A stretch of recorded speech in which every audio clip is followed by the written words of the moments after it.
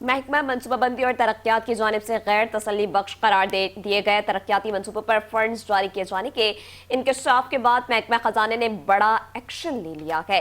اب غیر تسلی بخش قرار دیے گئے منصوبوں کے فنڈز منجمد کر دیے گئے ہیں۔ اسی پر مزید بات کر لیتے ہیں نمائندہ 5 نیوز شکیل نائٹ سے۔ جی شکیل، بتائیے گا۔ جی دیکھیں، محکمہ منصوبہ بندی و ترقیات کی جانب سے غیر تسلی بخش قرار دیے گئے منصوبوں پر فنڈ جاری کیے جانے کے انکشاف کے بعد محکمہ خزانہ نے بڑا ایکشن لے لیا ہے۔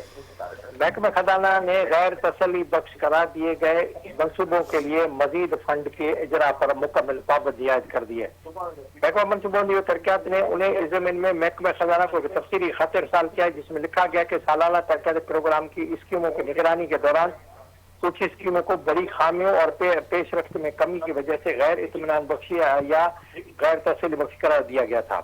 ایسے رپورٹس پر نہ صرف متعلقہ انتظامی محکموں کو بلکہ محکمہ خزانہ کو بھی ارسال کی